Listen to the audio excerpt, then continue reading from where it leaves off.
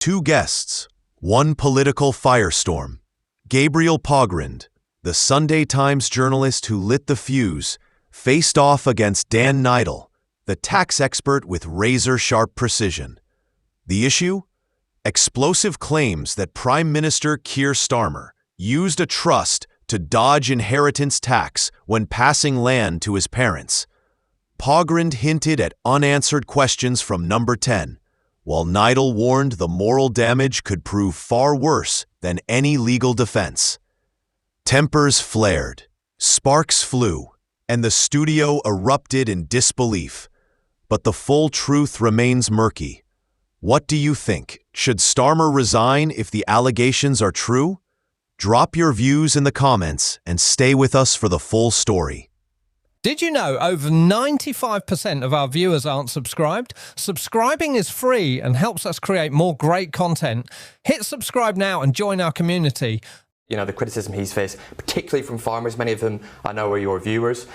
So this won't go down very well. Let's see the details and see where it goes. Such a good point, isn't it? The amount of farming estates all across the country now, you know, one farmer killed himself because he was so concerned about the inheritance tax raid. Look, we don't know what's going on with the detail with this Keir Starmer story, but if it is the case that he's dodged inheritance tax, maybe legally, maybe not, there's still a moral argument there. I don't think farmers particularly will be very happy about it. And of course, Connor, this isn't the first scandal. You had the Lord Ali wardrobe, you've had all sorts. And it seems to me like, you know, I said to Alex Armstrong, I don't want to compare him to Keith Vance, but he is Teflon, it seems. Could this bring him down? I think, look, let's see the details and see, you know, what he knew and the timeline of when this happens. But you're right, it's not been a very scandal-free couple of months for him, has it? Yeah, indeed. Eric, welcome along. Thank you for your company after sparring with you many times down the line between the UK and Washington, D.C.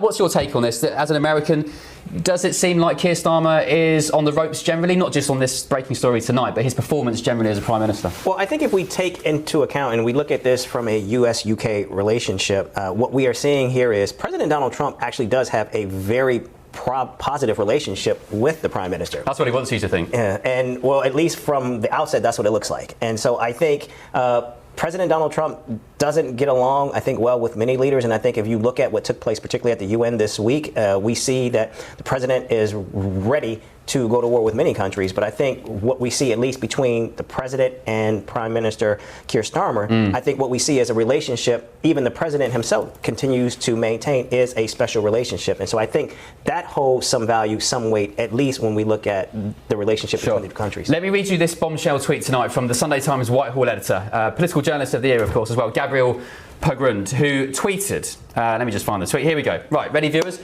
Did Keir Starmer give land to his parents via a trust guaranteeing their estate of which he was a beneficiary so that he'd never pay inheritance tax on its eventual value?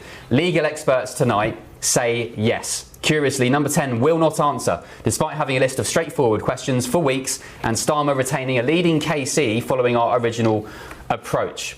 We've done our detective work regardless. Read the Sunday Times tomorrow, so today on Sunday, to find out more. So just to reiterate, viewers, we don't have the full story yet. I think it will come within the next hour or so.